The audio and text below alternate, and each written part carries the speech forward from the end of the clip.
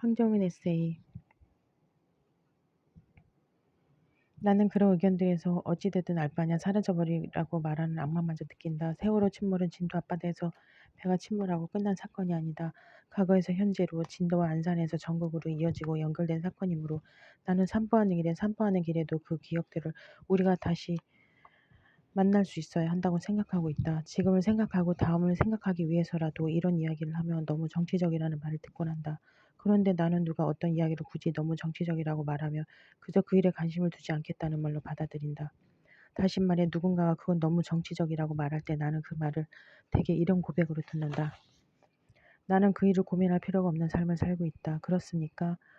4월 23일 천지영이 창을 열었을 때 풍경에 달린 실이 끊어졌다라는 문장을 쓰고 좋아서 며칠 온화한 기분으로 살았다. 이 문장으로 시작하는 소설을 잘 마무리해 마감하고 싶다. 올해 처음이자 마지막으로 쓰는 단편이 될 것이다. 1년 전에 쓰겠다고 약속을 해두고 쓸 수 있을까 망설이며 시간을 보내다가 쓸 수 없다고 말할 타이밍을 놓쳐 쓰고 있다. 웃는 얼굴로 이 소설을 마무리하고 싶다. 그런 장면으로 소설을 마무리할 생각에 행복하다. 사랑이 천성이라고 내가 말한 적 있던가. 쿠키 일기. 올해 첫 맹꽁이 소리를 들었다. 멸종위기종이라는 맹꽁이가 집 앞 반달터에 산다. 여름에 반달터를 둘러싼 담장 너머 무릉덩이에 모여 엄청 운다. 맹꽁이들이 뭉액하고 한창 울 때 창을 열면 이마가 징 울릴 정도로 소리가 크다. 꽉 닫으면 100여 미터 떨어진 철로를 지나가는 기차 소리가 거의 들리지 않을 정도로 창이 두꺼운데 맹꽁이 소리는 저 창을 다 통과한다. 지난 여름엔 달을 보다가 자려고 맹꽁이 소리를 들으며 거실 창 앞에 누워있다가 호흡이 곤란해지고 말았다. 한데 모여오는 맹꽁이 소리에도 나름 박자가 있고 내 숨에도 박자가 있는데 맹꽁이 박자가 너무 압도적이라서 내가 자꾸 호흡을 놓쳤다. 우는구나 하고 예사롭게 들으며 잠드는데 며칠 걸렸다. 작년에 이 집으로 책장을 배달해준 목수는 군복무를 이 근처에서 했다며 당신 여기가 다 농가 밭이었다고 이렇게 변하다니 신기하다고 하하 웃고 갔다. 그랬나 보다 하고 그냥 듣고 말았는데 여름에 맹꽁이 소리를 듣고 보니 그랬다는 걸 알겠다. 이 지역 맹꽁이 서식지는 사람들의 출입이 금지된 채 철길 건너 공원 일부로 축소되어 있지만 본래 여기 일대가 다 맹꽁이 서식지였을 것이다. 그 많은 맹꽁이가 여름마다 호수공원을 탈출해 대로와 경의중앙선 철로를 넘어 여기까지 오겠는가. 본래 여기 사는 생물이다. 이걸 알고 나니 내가 사는 집 아래 맹꽁이들이 묻혔다는 걸 알겠다. 올 여름에도 새벽까지 맹꽁이 소리를 듣겠구나 하고 생각하는데 어제 누가 벨을 눌렀다. 반달터에서 곧 집 짓는 공사를 시작할 거라고 한다. 소음이며 먼지가 반년 정도 발생할 텐데 미리 양해를 부탁드린다며 쌀을 한 자루 놓고 갔다. 오늘 오전에 바로 반달터로 골짜기가 들어오더니 지난 여름 맹꽁이가 집중적으로 모여 울던 고랑을 흙으로 다 덮어버렸다. 거기서 먼 쪽에서는 맹꽁이가 우는데 오늘 흙으로 덮인 부분에서는 울지 않는다. 맹꽁이 학살하고 생각했다가 주제 넘고 비상에 간뒀다. 이렇게 편하게 선체로 학살하고 즉시 생각하다니. 이웃 아저씨는 얼마 전까지 집 짓는 일을 했다고 한다. 저 반상회가 열린 자리에서 그는 이런 집은 짓고 나면 평균 5cm는 가라앉는다고 했다. 기필코 가라앉는다. 가라앉지 않을 도리가 없으니 다만 고르게 가라앉기를 바라자고. 반달터에 집을 짓는 공사는 내년 2월에 끝난다고 한다. 새로 지어질 집들도 이 집처럼 맹꽁이를 뭉개며 5cm쯤 가라앉을 것이다. 우리가 5cm씩 함께 가라앉을 것이다. 가끔 집이 흔들리는 것 같다. 무웅하고 우리의 기반은 늘 이렇게. 소리천으로 조깅 나섰다가 초등학교 4학년쯤 되어 보이는 소년들이 가물치를 내던지는 걸 보았다. 물에서 가물치를 건져 벽돌 박힌 산책로에 한 차례 던지더니 오가는 사람들 잘 보라는 듯 소리천 중앙에서 햇빛 쨍쨍하게 받는 콘크리트 구조물에 굳이 얹어두고 자전거를 타고 달아났다. 그 뒷모습을 바라보다가 구조물로 넘어가 가물치를 물에 돌려두었다. 아가미에서 기포들이 올라오는데 배를 뒤집은 채 가라앉을 뿐 움직이지 않는다. 천 건너편에서 이쪽을 향해 오던 사람이 살았느냐고 물어왔다. 더는 거기 서 있기가 싫어 도로천을 건너 산책로로 돌아왔다. 가물치는 탁한 물에 사는 생물이고 그건 좋거나 나쁘다는 뜻이 아니며 나는 그 정도를 알 뿐이다. 실은 발로 밀었다. 물으면서도 단단하고 뭉툭한 그 몸에 도저히 손을 댈 수가 없어 발 옆구리로 물을 향해 조금씩 밀었다. 가물치 피부가 거친 콘크리트 표면을 묵직하게 쓰는 것이 느껴졌다. 눈을 감고 2번 쉬었다. 잠깐 닿았을 뿐인데 신발이 젖었다. 그 발로 계속 걷다 보니 양말도 젖고 발도 젖었다. 나는 어류와 닿는 것이 두렵다. 닿으면 비늘이며 피부가 벗겨질 것 같다. 어릴 때 미꾸라지가 버글거리는 함지에 억지로 손을 넣은 적이 있는데 그 때문인지 모르겠다. 어류를 먹는 것은 괜찮지만 더는 그렇지도 않다. 염상섭의 소설 속 병화라는 인물이 오뎅을 먹는 장면을 교과서로 읽은 뒤부터 홀린 듯 오뎅을 먹었는데 그것도 이제 먹지 않는다. 닭이나 소나 돼지를 먹지 않게 된 가정과 같았다. 어느 날 문득 피맛이 났다. 죽은 동물의 피맛이. 집으로 돌아와 산책로에서 겪은 일을 말하자 동거에는 가물치가 이미 죽은 상태였을 거라고 말했다. 아이들 손으로 가물치를 그렇게 쉽게 잡을 수 있을 리가 없다며 민물고기 포식자 하고 동거인은 말한다. 가물치는 가물치도 먹는다. 그 정도 크기라면 힘도 무척 세서 산 가물치였다면 잡히지 않았을 것이다. 그렇구나 하고 생각했다. 그럴 수도 있구나. 그러면 소년들이 가물치를 해코지한 것이 아니고 그들이 해코지를 한다고 내가 판단한 것일 수도 있겠다. 그런 경우는 생각하지도 않고 새새끼, 개새끼를 찾으며 집까지 걸어왔는데 조금만 경계심이 풀려도 누군가를 즉시 비난할 준비가 되어 있다. 마음이 복잡해 한참 앉아 있었다. 소리천에 사는 다른 생물들이 가물치를 잘 먹었을 거라고 동거인은 말한다. 소리천엔 노란 창포가 피었다. 물이 몇 주째 흐리지 않고 고여 있다. 이 연재를 수신하는 편집부 선생님이 마감을 미뤄준 덕분에 단편 원고를 무사히 마감했다. 후반 작업이 많아서 이 원고와 소설 작업을 병행했다면 큰 혼란에 빠졌을 것이다. 원고 마감을 한 차례 미룬다는 내용으로 메일을 주고받았는데 한 차례를 나는 일주일로 계산했고 담당 선생님은 연재 주기인 2주일로 계산했다. 대문지 않고 고맙게 받아들여 시간을 잘 썼다. 그나저나 한 달이나 원고가 올라오지 않아도 아무도 뭐라고 하지 않는 연재를 하고 원고료를 받는구나.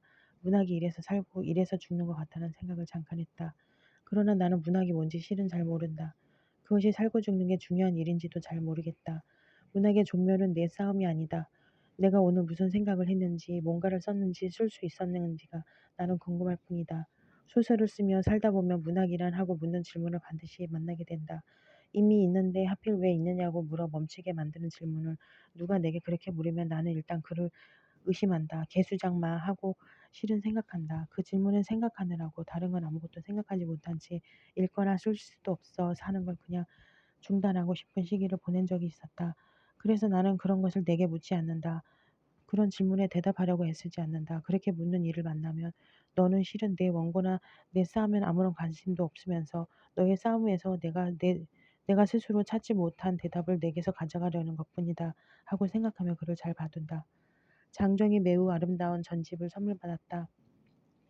내지에 온기가 있는데 무슨 종이를 사용했는지 궁금하다. 첫 몇 장 지질이 무척 좋아서 먹어보고 싶었는데 참았다. 한 것씩 만져가며 감탄하거나 저자나 번역가가 아닌 다른 작가들의 문장이며 이름이 각권 뒷표지에 붙었다는 걸 알았다. 상심했다. 도움되는 면이 있으니 이렇게 하겠지만은 해당 책의 저자나 번역가가 아닌 다른 저자의 말을 책의 겉면에서 보는 것을 무척 싫어하는 독자로서 나는 유감이다. 원치 않는 딱밤을 맞는 것 같달까? 나는 내가 좋아하는 책의 저자와 나 사이에 다른 이름과 다른 얼굴이 있기를 바라지 않는다. 표사를 사용할 추천사 청탁이나 추천도서 청탁엔 그래서 가급적 응하지 않는다. 표사는 쓰지 않습니다. 이 글의 제목을 그렇게 붙였다가 간뒀다. 표사를 쓰지 않는다는 제목을 굳이 생각한 이유는 최근에 표사를 썼기 때문이다. 추천사 작업은 가급적 하지 않습니다라는 내용으로 다른 책의 편사 문구를 의뢰를 거절한 직후 그 청탁을 받았다. 저자 이름만 보고 심장이 뛰어 거절할 일이 아니라는 걸 알았다. 그래도 하루 고민했다가 쓰겠다고 답신을 보냈다. 단편을 마감하는 와중에 저자의 소설을 다시 읽고 추천사도 마감했다. 우리가 만날 일이 아마도 없어 그렇게라도 사랑을 한 번은 고백하고 싶었는데 마음이 앞서 잘 되지 않는 것 같다. 다른 독자들의 독서에 큰 방해가 되지 않기를 바랄 뿐이다. 내가 기억하기로 편사를 3번 썼다. 지난번에 2019년이었고 정은 작가의 올해의 미숙 뒷표지에 그 글이 붙었다. 나는 그 원고를 교토에서 썼다. 마감 날짜를 일주일 뒤로 오해했다가 원고를 언제쯤 보내줄 수 있느냐는 연락을 받고 깜짝 놀라 그날 여행 일정에서 빠지고 숙소에 남았다. 동행한 사람들은 내보내고 가져간 원고를 다다미에 한 장씩 내려놓으며 남은 분량을 마저 읽고 30분쯤 앉아 있다가 짧은 원고 작업을 했다. 먹구름이 끼어 오전부터 어두운 날이었고 비가 조금 내렸다. 그 숙소는 교토 외곽섬인 주택을 장기 투숙용으로 개조한 곳이라서 부엌 살림이 딸려 있었고 대로를 벗어나 조용한 주택가에 있었다. 창 아래를 이따금 자전거가 지나가고 우산을 쓴 사람이 지나갔다. 골목 건너편 무슨 시를 모시는지 알 수 없는 조용한 사찰에 걸린 풍경이 끊임없이 잘랑거렸다. 그 모든 것에서 조금씩 힘을 빌려 그 원고를 썼다. 올해의 미숙의 표사. 청탁을 받아들인 이유는 거기 내 동생들이 있었기 때문이었다. 원고를 보는 내내 미숙의 이름에 내 동생들의 이름을 겹쳐 읽었다. 내 동생들도 시루와 한 쌍인 절미라는 이름의 개를 알고 교복에 배다 못해 절여버린 모기향 냄새와 담배 냄새를 알며 자기 몸 냄새가 되어버린 그 냄새들 때문에 각자가 학교에서 겪은 일을 안다.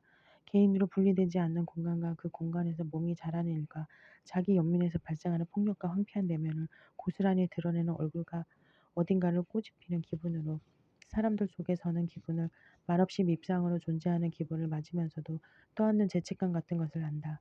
돌보지 못한 동생을 뒤늦게 돌아보는 마음으로 원고를 다 읽었고 마음이 아팠다.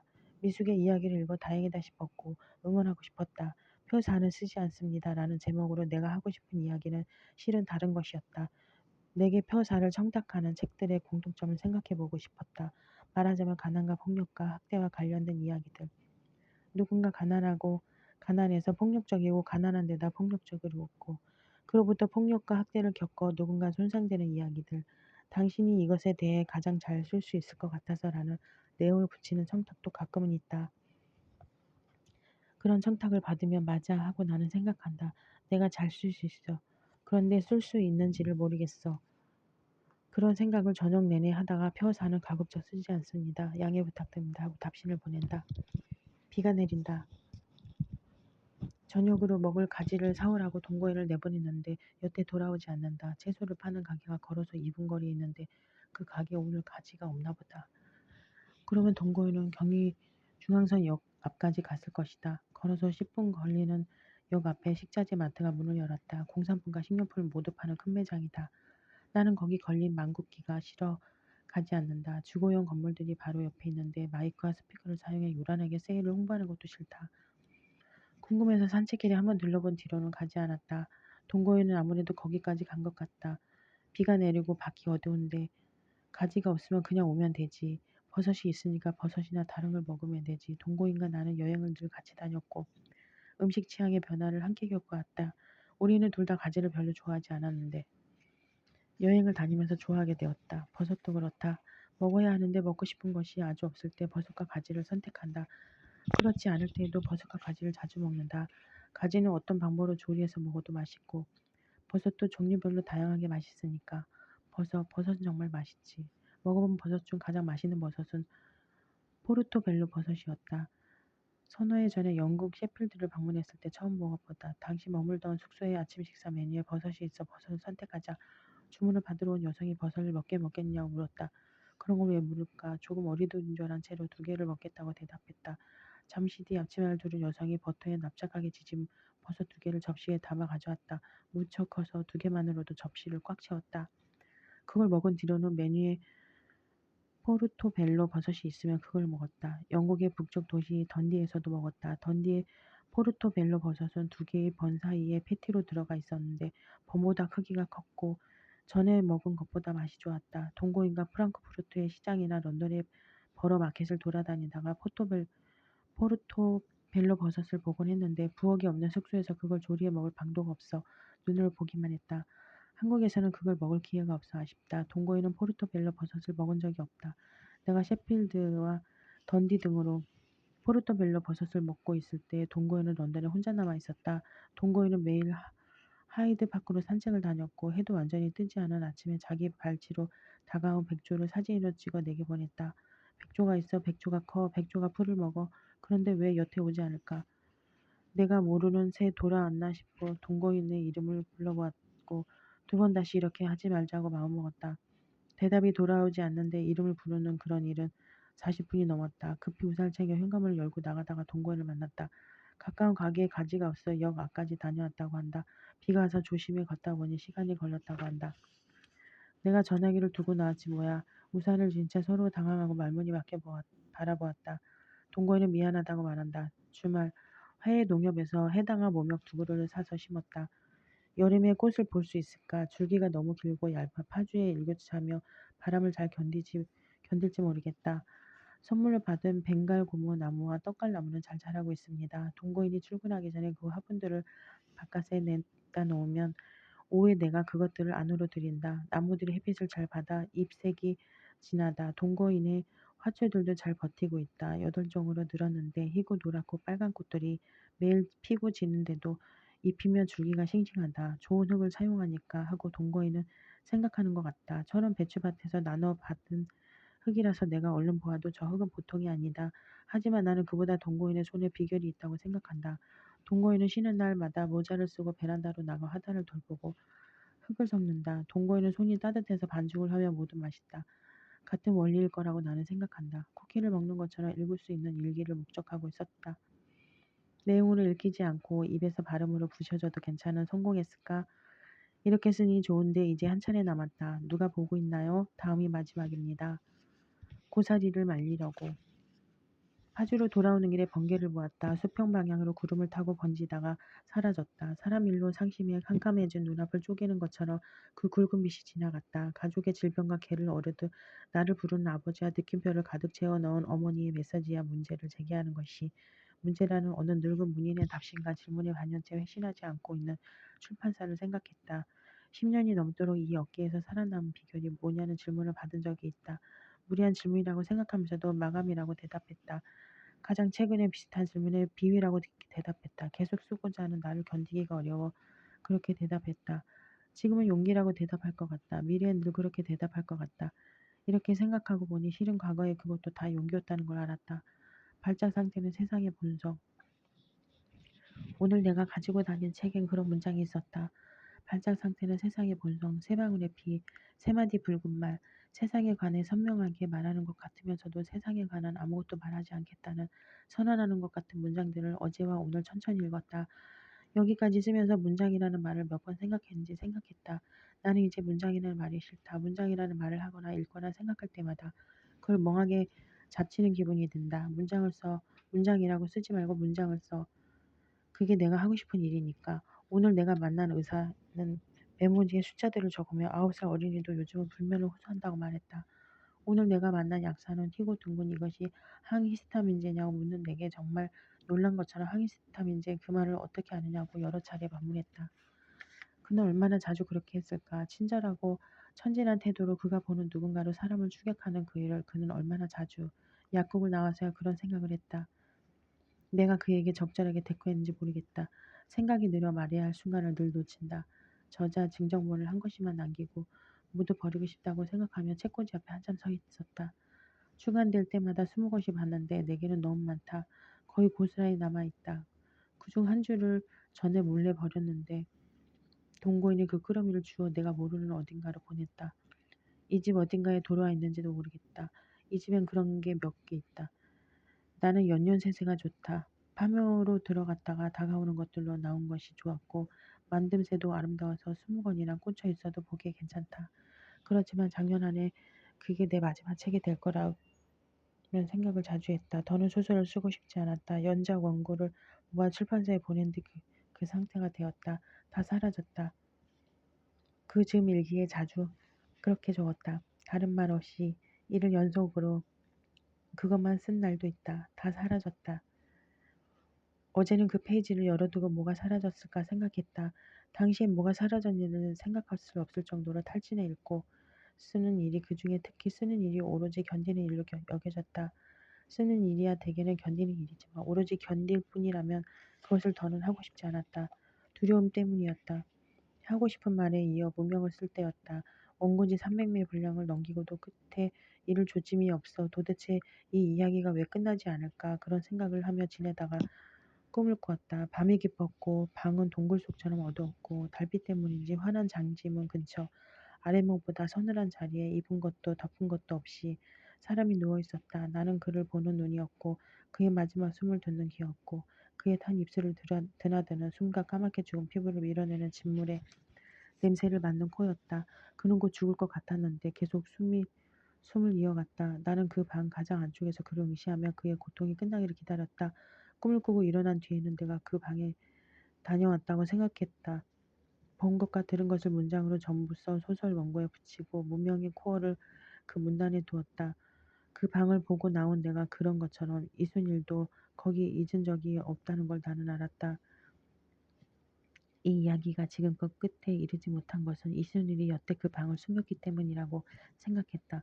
이순일은 사과를 받아본 적 없는 사람이지만 용서를 받아본 적도 빌어본 적도 없는 사람인데 그건 그가 스스로를 단 한 번도 용서한 적이 없기 때문이라고 메모를 적었다. 이제 그 이야기를 끝낼 수 있겠다고 생각했다. 무명의 싹이 된 이야기들을 내게 들려준 순자 씨를 그러고 나서 생각했다. 동생들이 불에 타서 굶고 순자야 조그만 게 등에 업혀서 아유 나를 그렇게 부르고 나는 내게 무슨 일이 일어난지 처음엔 알지 못했다. 약간 어지럽고 구토가 치밀고 원고를 닫고 바닥으로 내려와 아픈 허리와 등을 누리며 누워있다가 일어나 물을 마시고 책을 읽으며 저녁이 되기를 기다렸다가 밥을 먹고 산만한 밤을 보내고 이튿날부터 원고를 열지 못했다. 원고를 말 그대로 눈뜨고 볼 수 없었다. 내 작업을 향한 혐오와 두려움 때문에 매일 손가락만 만지며 지내다가 그때까지 쓴 내용을 단념하고 첫 문단부터 다시 썼다. 이 과정에서 내가 이 소설에 배웠다는 걸 알았다. 타인을 상상한다는 것이 전에 없던 강도로 두려웠다. 2시간 넘게 번개를 보고 천둥을 듣고 있다. 이제 자정이 다 되었다. 한강 방향에서 둥글게 터지듯 발생한 번개 뒤에 큰 천둥이 울렸고 인근에 주차된 차들의 도난 경보음이 동시에 울리기 시작했다. 금세 꺼지는 것을 보니 사람들이 이 밤에 아무래도 잠을 설치고 있나 보다. 천둥이 극심한데 두렵지는 않은지 개구리가 운다. 원고를 화면에 띄워놓고 바라보기만 했다. 불 켜는 것을 잊어 머리 위 천장은 컴컴하고 원고 화면도 주변 빛에 반응에 컴컴하다. 비를 피해 들어온 작은 벌레들이 이 불빛에 어떻게든 달라붙으려고 맴돌고 있다. 나는 기도를 하지 않는다. 어릴 때 길을 잃어 길을 찾게 해달라고 간절하게 기도한 뒤 길을 발견하고 길로 돌아온 적이 있다. 그 뒤로 기도하지 않는다. 그렇게 하고 싶지 않았다. 내가 길을 찾는 방법이 매번 그렇게 된다면 그건 매우 좆되는 길이라는 걸 왠지 알고 있었던 것 같다. 그래도 자주 바란다고 말하고 믿는다고 말한다. 예컨대 당신의 건강을 바라고 사람의 선의를 믿고 굳이 희망하는 마음을 나는 믿는다. 믿어 의심치 않겠다는 믿음 말고 희구하며 그쪽으로 움직이려는 믿음이 아직 내게 있다. 다시 말해 사랑이 내게 있으니 사는 동안엔 내가 그것을 잃지 않기를 천둥 사이에 빌고 다음이 마지막입니다 하고 마무리한 원고를 보낸 뒤 담당 선생님에게 그런데 왜 다음이 마지막일까요? 하고 묻는 메일을 받았다. 나는 8차례 연재를 알고 있었고 그는 10차례 이상으로 알고 있었던 것 같다. 그러면 2차례 더 써보자고 연락을 주고받았는데 아무래도 이번이 마지막이 될 것 같다. 너무 오래 쓰지 않았고 원고료가 필요했고 소설을 쓰라는 청탁은 아니었다는 등등의 이유가 있겠지만 연재 제안을 받아들인 이유는 무엇보다도 두려움 때문이었다. 쓰는 일을 두려움 때문에 중단하고 싶지는 않았다. 연재가 이어지는 동안 문장을 계속 쓸 수 있었고 덕분에 소설 한 편을 무사히 썼다. 쓰고 싶지 않다거나 쓸 수 있다거나 아무튼 쓰는 것을 생각하는 일은 쓰지 않는 틈에 일어나는 일이라는 것도 새삼 알았다. 그간 많은 말을 썼는데 정작 하고 싶은 몇 가지 말은 숨겼다. 연재 작업을 하는 내내 이 글은 어디까지 개인적일 수 있을까 하고 생각했다. 그보다는 내가 어디까지 쓰고 싶은가, 그리고 그보다는 내가 쓰고 싶은 그것은 사실 어느 정도로 개인적인가. 그런 것을 계속 생각했다. 내가 이 연재를 통해 하고 싶은 이야기 중엔 예컨대 이런 것이 있었다. 나의 부모는 내가 이 개똥바 출신이라는 걸 잊지 말라고 내게 경고한 적이 있다. 나는 출신이라는 걸 생각한 적이 없고 어디든 개똥밭이라고 생각한 적도 없는데 그들은 그런 걸 생각하고 있었다니 자기 삶을 그런 것으로 여기고 있었다니 놀랍고 상심했지만 이제 그런 말은 예전만큼 나를 흔들지 못한다. 괜찮지는 않고 여전히 흔들리지만 진폭이랄지 파형이랄지 그런 것을 어느 정도는 내가 조절할 수 있다. 그런 이야기를 하고 싶었다. 나는 가장 가까운 이들의 나쁜 말과 태도와 행동에 영향을 받으며 살고 있을 누군가가 있다는 것을 안다. 그를 향해 당신을 손상시키면서까지 자기가 살고자 하는 일을 거절하고 멀어지라고 어떤 형태로든 그를 돌볼 수는 있겠지만 그의 비참함을 자기 삶으로 떠안지 말라는 이야기를 쓰고 싶었다. 그러나 그 대신 가물치를 물에 돌려두었다고 썼다. 해당화를 신고 자약을 두고 보았다고 썼다. 그것이 너무나 개인적인 이야기는 아닐까? 너무 이른 이야기는 아닐까? 누군가를 너무 상처 입히는 이야기는 아닐까? 망설이다가 얼결에 구피가 자라는 어항을 관리하게 된 동건의 어머니에게 수초 두 종을 선물로 보냈고 조카들에게 좋은 책상을 사주었다. 구피 새끼들이 몸을 잘 숨길 수 있겠다며 동거인의 어머니가 수초를 반겼다는 이야기를 전해 들었고 조카들이 매우 좋아하며 매일 책상에 달라붙어 있다는 연락을 받았다. 지난 여름엔 베란다에 비닐풀을 놓고 물을 채워 조카들을 놀게 했는데 한낮의 햇빛을 피해 창 안쪽에 앉아 그들을 지켜보다가 30여 년 전을 생각했다. 30여 년 전에 나는 이걸 몰랐다. 이날 오후를 나는 몰랐고 이런 마음을 몰랐고 이들이 내 삶에 도래한다는 것을 알지 못했다. 올해는 2021년이고 세상은 여전히 복잡하지만 오늘까지가 나는 소중하다. 가수 이효리가 함께 캠핑을 떠나 동료들에게 맛있는 것을 먹이려고 고사리 파스타를 조리하는 모습을 본 적 있다. 고사리를 캔에 찌고 말리는 과정의 수고를 이야기하며 한 가닥도 흘리거나 낭비되지 않도록 고사리를 잘 불려 먹는 그의 모습을 보면서 어른이 된다는 건 무언가의 과정이 있다는 걸 알아가는 일이라는 생각을 했다. 그리고 그 과정을 알기 때문에 그것을 소중하게 여기는 마음도 늘어간다. 용서하지 못할 사람과 차마 용서를 청하지 못할 사람이 늘어가는 일이기도 한데 그건 내가 살아있어서 그리고 나는 그게 괜찮다. 반년 만에 머리를 자르려고 미용실을 방문해 원장과 오래 이야기했다. 빨리 머리가 전부 백발이 되면 좋겠다고 내가 말하자 언니는 당분간 그럴 일 없다. 언니 머리는 그렇게 되지 않을 머리라고 단호하게 말한다. 내가 그를 처음 보았을 때부터 그는 작은 미용실의 원장이었고 거기가 그의 첫 사업장이었는데 그게 벌써 20여 년 전이다. 그와 오랜 일한 실장은 몇 달 전에 미용 일을 그만두었다. 테슬라의 주가가 2배를 넘어 상승하던 시기에 테슬라 주식으로 이익을 받고 하는 김에 빚을 내 주식을 더 샀다고 한다. 원장은 본래 바빴는데 이제는 빚을 할 짬도 내지 못해 치우지 못한 머리카락들이 바닥에 흩어져 있었다. 세상이 하도 이러니까 자기만 모르는 사람인가 계속 생각하게 된다고 그는 말했다. 화면으로는 잘 읽을 수가 없어. 뉴스는 주간지로 한 번 더 읽는다. 지난주 뉴스를 다 읽기도 전에 이번 주 뉴스가 우편함에 당도한다. 포털에 올라오는 뉴스들은 제목을 읽는 것만으로도 그러니까 백신 박탈감을 토로하는 인터뷰가 실린 기사 같은 걸 보면 마음이 상하지만 다만 그렇게 생각하는 이의 입에 마이크가 닿았을 뿐이고 전염병에 취약한 사람들이 먼저 백신을 맞도록 조용히 기다리는 사람이 더 많다는 것을 나는 아니까. 그런 말들로 세상 전체를 전망하지는 않는다. 12월에 브뤼셀과 파리에 올 수 있느냐고 묻는 연락을 받았다. 그때쯤엔 전 세계 상황이 좀 나아지지 않겠느냐는 전망과 기대가 포함된 내용이었다. 상황이 된다면 가겠다고 답신을 쓰면서 저소득 국가의 백신 공급 상황이 개선되지 않는다면 나아질 것이 없다는 생각을 했다. 상황이 된다. 12월쯤엔 전 국민 백신 접종을 완료할 수 있는 경제력, 보건, 행정력을 갖춘 국가의 구성원이 전 세계 전염병 상황을 낚아낸다는 것은 어떤 일인가 생각했다. 고양이들은 이제 많이 늙어서 하루하루가 다르다. 바닥이 따뜻하면 잠이 잘 자는 것 같아. 저녁엔 보일러를 틀어둔다. 햇감자 오이를 요즘은 자주 먹고 해당하는 끄트머리 잎이 조금 말랐지만 가지 곳곳에서 가시 같은 빨간 싹이 올라오고 있다. 지난 주말엔 둘째 동생이 자기 집 설거지통에 싹을 틔운 수세미를 두고 갔는데 조그만 화분에 심어두었더니 동거인가 내가 모르는 사이에 텐실한 떡잎이 2장 올라왔다.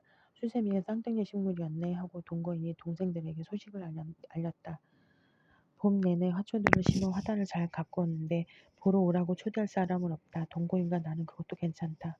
2월 7일 한밤에 책이 쓰러지는 소리에 잠에서 깨고 난다. 책들은 왜 그런 소리를 내며 넘어질까? 딱 하고 쪼개지는 소리를 듣고 잠자리에서 일어나 귀를 기울이다가 가보면 북앤뒤로 눌러두지 않은 책이 넘어져 있다. 그러면 나는 흡족해 책을 도로 세워두고 자러 간다.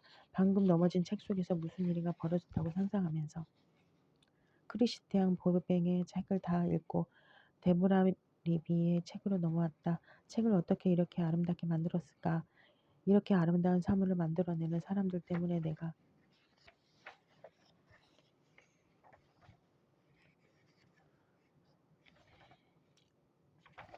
사람은 넘어진다. 어렸을 때부터 넘어지고 다치면서 누구든 어디에도 흉을 지닌 채 살아간다.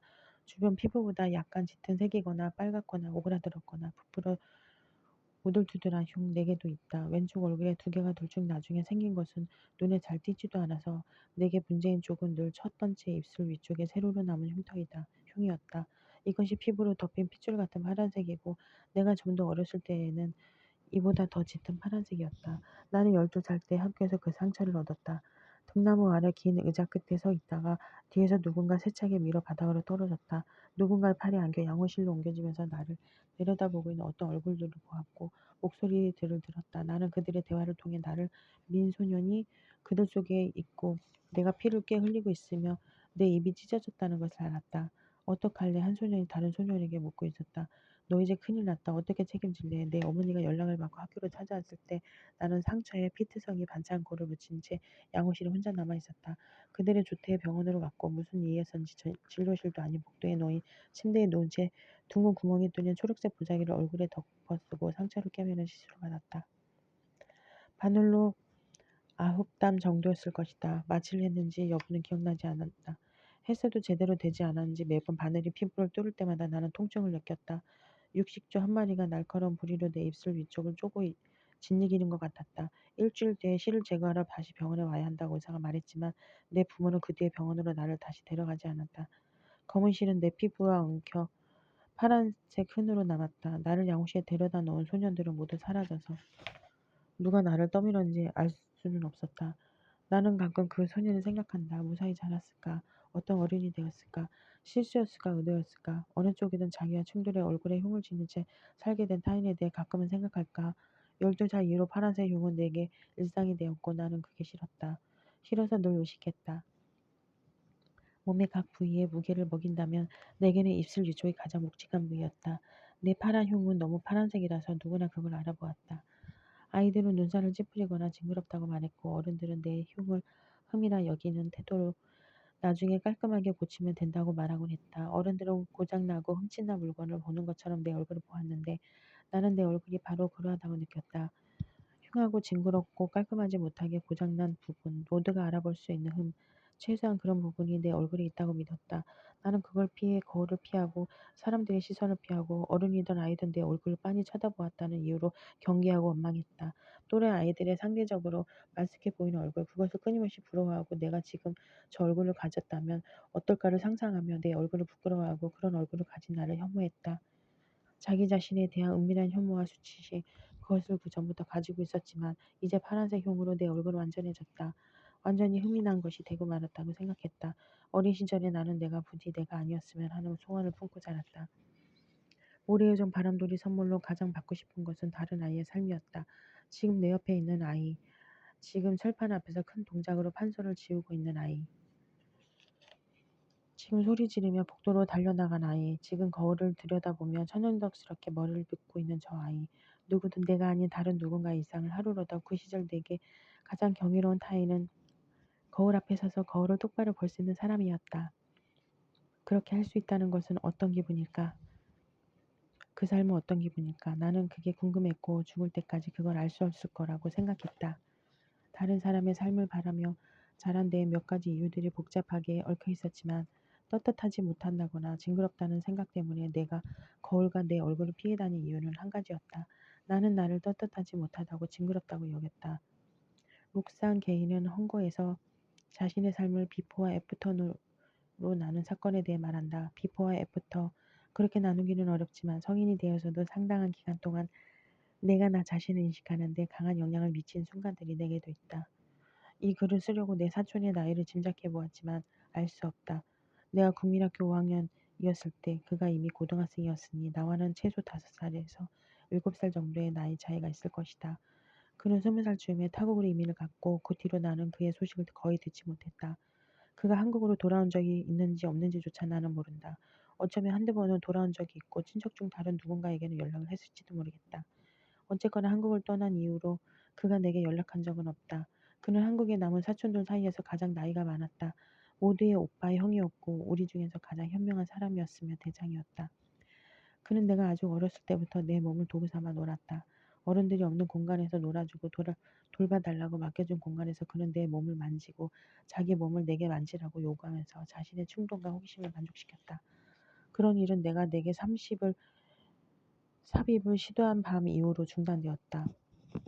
그런 일은 그가 내게 삽입을 시도한 밤 이후로 중단되었다. 여성들이 자신이 겪은 성폭력에 관해 진술할 때 사람들이 의심하곤 하는 대목은 바로 어제 일어난 일도 아닌 일을 어떻게 그렇게 세세하게 기억하고 있느냐는 점이다. 3년 전, 6년 전, 10년 전 기억의 디테일이 너무 상세해 여성들의 진술은 꾸며낸 것, 악의를 담은 거짓이나 망상이나 소설이라고 심받는다. 그렇지만 나는 그 밤을 기억한다. 끔찍하고 낯선 통증 때문에 내가 잠에서 깨어 내 몸을 무겁게 누르고 있던 사촌을 발견한 순간을, 그 어딘가 바로 곁에 누운 채 잠든 다른 사촌들의 존재감과 그 방의 냄새를, 내가 잠에서 깼다는 걸 아래챈 그가 어떤 방식으로 내 몸에서 내려갔는지를, 내가 뭔가를 눈치챘으며 그 뭔가를 눈치챘다는 것을 사촌들에게 들키지 않으려고 그 뒤에도 한동안 숨을 죽이고 누워 자는 척 했던 것을, 이제 막 잠에서 깬 척하며 일어나 다른 사촌들을 깨우지 않도록 조심하며 그 방을 빠져나왔던 것과, 욕실에 불을 켜고 변기에 앉아서 다리 사이로 변기에 고인 물을 내려다보았던 것을, 그렇게 아팠으니 이제 곧 피가 떨어질 거라고 믿었던 것을, 피가 떨어지기를 기다리며 아래쪽을 내려다보는 동안 내가 본 것과 내가 느낀 것을 나는 기억한다. 그때 나는 7살이었다. 여자아이는 자신의 성기와 가슴을 언제 자각할까? 그것을 어떻게 자각할까? 내가 내 성별을 글이나 그림으로 아닌 피부로 몸으로 자각한 순간들은 대개 폭력과 관련되어 있었다. 앞서 말했던 나는 내 성별이 여성이라는 것을 매우 이른 나이에 아주 난폭한 방식으로 자각했으며 그 뒤로도 온갖 곳에서 말로 원하지 않는 접촉으로 그걸 겪었다. 내 몸을, 내 성별을 말하자면 내 몸이 여기지는 방식을. 여자아이들은 그런 일을 겪는다. 일개인일 뿐인 내가 그것을 다 어떻게 아느냐고. 여자아이들은 안다. 록산 게이의 말대로 소녀들은 어린 시절부터 배운다. 수십 년 동안 사촌과의 일을 내가 지은 죄처럼 떠안고 있으면서도 나는 그 일이 아이들의 호기심 때문에 벌어질 수 있는 일, 남자아이와 여자아이 사이라서 있을 수 있는 일이라고 생각해왔다. 그렇게 말하는 어른들이 있고, 그렇게 말하는 소설들이 있고, 그렇게 말하는 영화들이 있다. 그 말들이 어린 시절의 호기심이라고 일컫는 욕망들이 실은 쌍방의 욕망이라기보다는 일방의 욕망이며 호기심이라는 것을 나는 최근에야 생각해 볼 수 있게 되었다. 남자아이들이 주다는 모하면서 여자아이들은 만져지고 깨뚫린다. 남자아이들이 호기심을 충족하기로 마음먹고 모험을 행할 때 가장 가까이 있는 여자아이가 대상이 된다. 남자아이들은 어린아이다운 호기심을 충족하고 모험을 완성하지만 여자아이들은 남에게 말하지 못할 수치로 그 일을 기억에 남긴다. 7살에 겪은 일을 40이 넘어서도 잊지 못한다. 미투가 시작되고 여성들의 이야기가 이어질 때 나는 이제 시작이라고 생각했다. 친족간 성폭력, 내가 겪은 것과 닮은 사건들도 이제 말해질 것이다. 없을 리가 없을 테니까 말이다. 그것이 언제 시작될까? 얼마나 쏟아질까? 왜 여태 이랬을까? 그러나 친족간 성폭력, 그 영역에서는 여전히 침묵이 압도적이었고 나는 그 때문에 초조했고 가슴 아팠다. 없을 리 없는 일에 관한 말이 너무 없으니 적어도 한 가지는 분명했다. 거기에 말하지 못하는 누군가가 있다. 내가 이런 걸 하고 싶어 하니까 내가 이렇게 한다. 내 사촌은 내게 여러 번 그렇게 말했다. 아이들끼리 남겨졌을 때 그는 자신의 놀이에 나를 끌어들였고 놀아주는 대가로 나를 만지기를, 내가 자기를 만져주기를 바랬고 능숙하게 상황을 그렇게 유도했다. 내가 최초로 잡아본 페니스가 사촌의 페니스였는데 그때 나는 늘 겁먹고 징그러워 손을 뒤로 빼고 울었지만 결국엔 그의 손에 이끌려 그걸 손에 댔다. 그의 말에 따르면 그 일은 내가 원하는 일이었고 나 때문에 하는 일이었고 내 욕망이었다. 마지못해 요구에 응해주는 척하며 내 사촌이 늘 덧붙이는 말이 있었다. 커서 뭐가 되려고. 내가 자라면 그 말을 셀 수도 없이 곱씹었다는 걸 말할 필요가 있을까? 나는 성장기 내내 어린 시절 내 놀이에 대한 수치심과 죄책감에 시달렸다. 당시에 내가 어렸다는 사실은 내게 위안이나 도움이 되지 못했고 오히려 더 비참하고 수치스럽게 여겨지는 조건이었다. 어린 게 커서 뭐가 되려고. 이런 걸 말해도 되는 걸까? 이런 글을 쓰고 나면 작가로서 록산 게이가 헌거에서 걱정한 것처럼 이 경험을 바탕으로 비적게 소비되는 것은 아닐까. 이 글은 그러니까 이것을 읽은 누군가에게는 이전의 내 모든 소설과 앞으로의 소설을 읽을 때마다 달라붙는 글이 되지는 않을까. 내 모든 글이 이 경험을 기반으로 읽히지는 않을까. 그러나 지금 내 삶은 그 일의 결과가 아니다. 그거 말고도 다른 일들이 내 삶에 있었고 나는 상가 읽기와 쓰기를 통해 조금씩 학습하면서 본이든 아니든 조금씩 변해왔다. 그 일은 내 전부가 될 수 없다. 거울은 여전히 내게 문제이지만 중요한 문제는 아니다. 나는 이제 내 얼굴에 흔을 흉으로 생각하지 않는다. 어린 시절에 나를 탓하지 않는다. 그 일들을 내가 원했다고도 생각하지 않는다. 시간이 흐르고 저절로 이렇게 된다고 결국엔 무감해지고 괜찮아진다는 이야기가 아니다. 내 경우에 만날 때마다 그 시절을 떠올리게 만드는 친척들과 왕래를 뒤늦게나마 중단한 것이 도움이 되었다.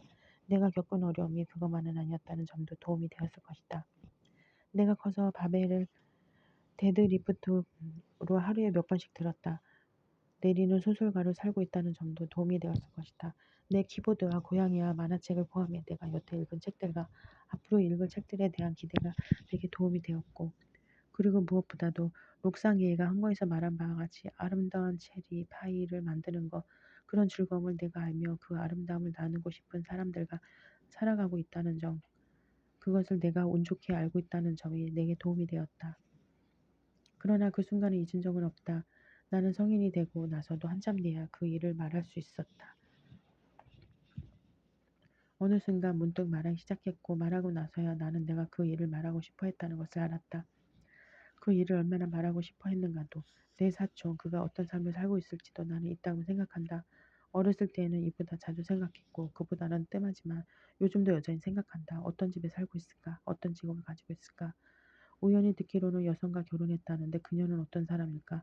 지금이라도 그 집으로 번호를 내가 알아낼 수 있다면 말이지만, 비교적 쉽게 알아냈을 텐데, 국제 전화를 걸어 내가 누구인지를 말하고 그 일들을 내가 모두 기억하고 있다고 말하면 어떤 반응을 보일까? 나와 그 일들이 당신의 삶에 영향을 주었느냐고 묻는다면 그는 어떤 대답을 할까?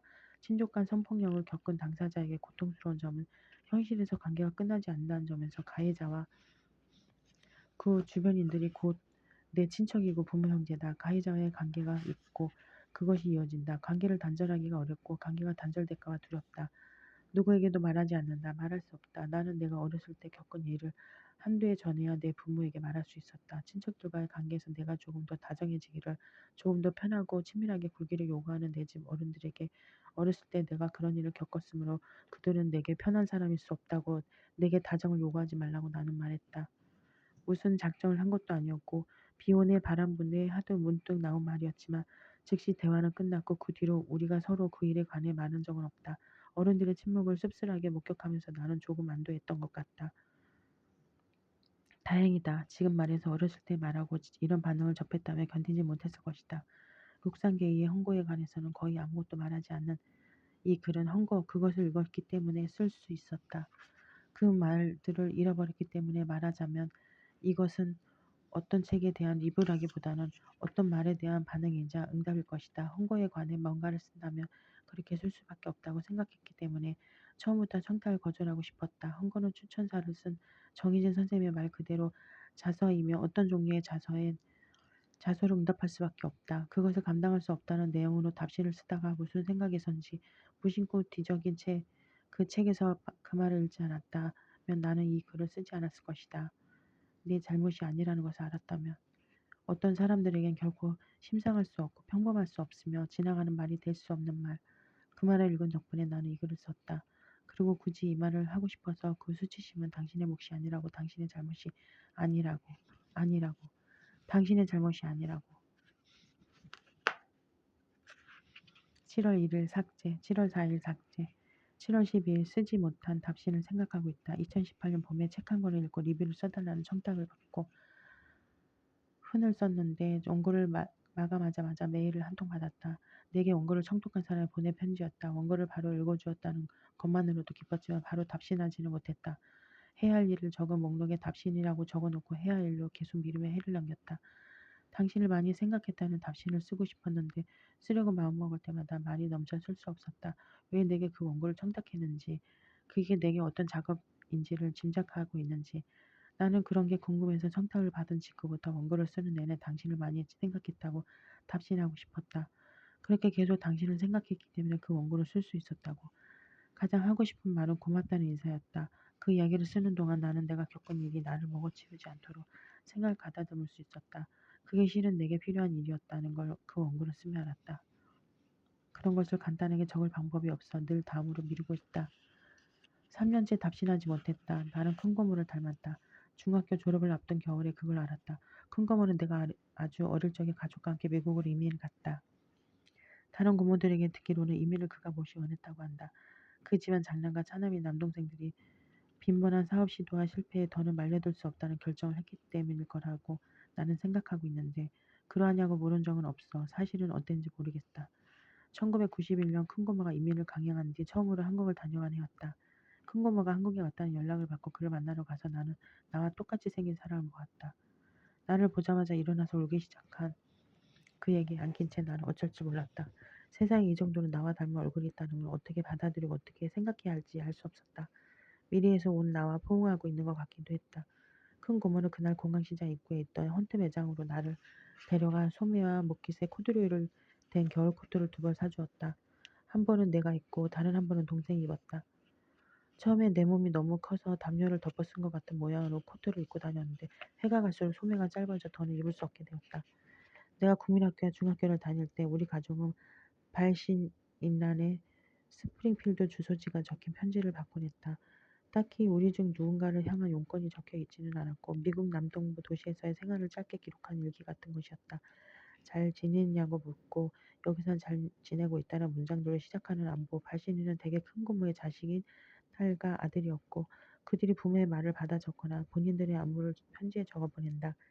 편지를 보낸 친척은 무슨 마음이었을까? 이제야 그런 걸 생각해 본다. 그들의 생사를 알고 그것을 궁금하게 여기며 그들이 안전하기를 바라는 사람은 아무래도 거기보다는 여기 있었을 테니까. 그래서 딱히 답신하는 이도 없는 주소지로 소식을 전하곤 했을까? 답신한다기보다는 해외로 항공 우편을 보내는 경험에 설레어 내 쪽에서 한두 번 답신을 보낸 적은 있지만 왕래가 이어지지는 않았고 어느 해부턴가 편지는 오지 않았다. 이런저런 일을 끝에 친척들과 연락을 끊고 지낸 지 20년이 넘었는데 큰고모의 아들인 애니 나를 보러 온다고 했다. 2018년 9월 뉴욕으로. 그해 내가 한국 문학번역원의 초대로 뉴욕 브루클린에서 열리는 북 페스티벌에 참가하게 되었는데 소식을 전해들은 그가 나를 보러 오겠다고는 연락을 해왔다.